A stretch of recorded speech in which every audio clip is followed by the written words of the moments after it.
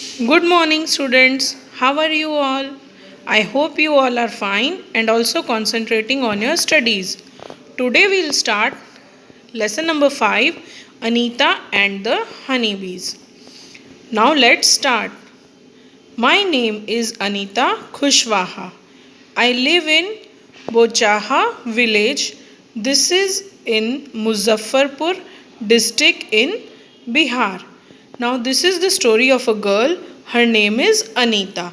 She live in Bochaha village and Bochaha village is in Muzaffarpur district, that is in Bihar. Anita की story है ये. अनीता जो है वो बोचाहा गांव में रहती है जो कि मुजफ्फरपुर डिस्ट्रिक्ट बिहार में है. I stay with my parents and 2 young brothers. वो अपने पेरेंट्स और 2 भाइयों के साथ रहती है. I study in college. वो कॉलेज में स्टडी यानी पढ़ाई कर रही है. Beside studying I teach young children. I also keep Honey बीज. पढ़ने के साथ साथ वो ट्यूशन भी छोटे बच्चों को पढ़ाती हैं. और क्या रखा है उन्होंने? हनी बीज यानी मधुमक्खियाँ उन्होंने अपने साथ रखी हुई हैं. All this has not been easy for me. ये सब उनके लिए आसान नहीं था. When I was young, I used to spend all my time with my goats as they grazed for food.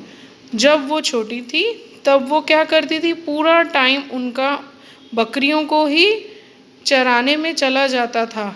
वो बकरियों को घास खिलाने के लिए लेके जाती थी. I always wanted to go to school, but my parents did not like the idea of girls going to school. वो हमेशा से ही स्कूल जाना चाहती थी पढ़ाई करने के लिए, बट उनके पेरेंट्स को ये बात अच्छी नहीं लगती थी कि गर्ल्स स्कूल जाएं स्टडीज़ करने के लिए. Now next page. A dream of school. One day I peeped into the school in our village. एक दिन जो उनके गांव में स्कूल है वो वहाँ पे झाँक के देख रही थी. I could not stay away. वो पीछे नहीं रह पाई. I silently went and sat down behind the children. वो चुपके से गई और बच्चों के पीछे जाके बैठ गई. I felt so happy. उस दिन वो बहुत खुश थी. I went home and picked up courage to talk to my parents about going to school. वो घर गई और बहुत ही हिम्मत जुटाई और अपने पेरेंट्स से स्कूल जाने की बात करी. But they told me clearly that I could not do so. That day I cried and cried. लेकिन उन्होंने बोला कि वो उसे स्कूल नहीं भेजेंगे और उस दिन अनीता बहुत रोई. One of the teachers in my village explained to my parents why it is important to studies. एक टीचर ने बोला जो कि उनके ही गांव में रहते हैं कि पढ़ाई बहुत ज़्यादा इम्पॉर्टेंट है, बहुत ज़्यादा ज़रूरी है और उसका महत्व समझाया अनीता के पेरेंट्स को. The teacher told them that they would not have to pay anything for my education up to class 8th. Teacher जो शिक्षक हैं उन्होंने बताया कि एजुकेशन यानी पढ़ाई के लिए उनको कुछ भी खर्चा नहीं करना पड़ेगा क्लास 8th तक. The teacher said that it was the right of every child to go to school. फिर टीचर ने कहा कि हर बच्चे का अधिकार है स्कूल जाना. Somehow my parents agreed. किसी तरह से अनीता के पेरेंट्स जो हैं वो मान गए. I started going to school. फिर वो स्कूल जाने लग गई. I did not get high marks but I always asked many questions. कभी भी अनीता के बहुत ज़्यादा अच्छे मार्क्स नहीं आए लेकिन वो क्लास में बहुत क्वेश्चंस पूछती थी. Now in this question find out how much money do you spend in a year for various school related things.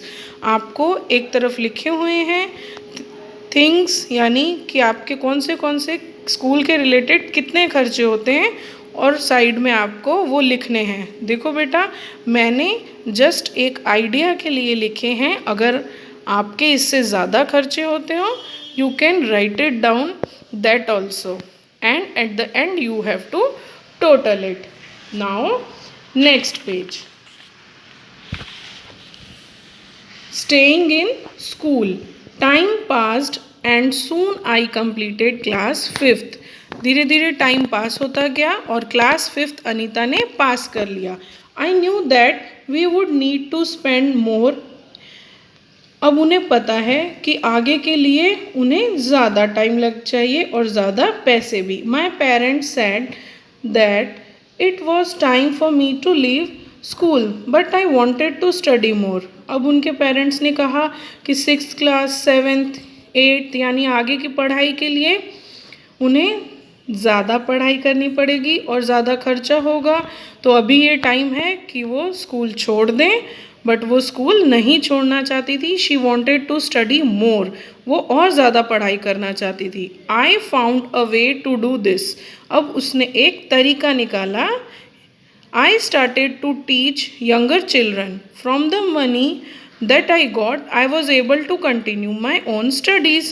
अब उन्होंने छोटे बच्चे पढ़ाना अनीता ने स्टार्ट किया और उससे जो उसकी इनकम यानी पैसे मिलते थे, उन पैसों से उन्होंने अपनी पढ़ाई कंटिन्यू की। अब वन स्वीट मेमोरी, एक अच्छी मीठी याद। I remember some older boys in my village also use to teach young childrens. Anita को याद है कि उनके गांव में कुछ लड़के भी छोटे बच्चों को एज अ ट्यूशन पढ़ाते थे। They did not like it when I started teaching.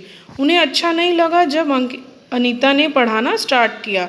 They started to scold and scare the children so that they would not come to me.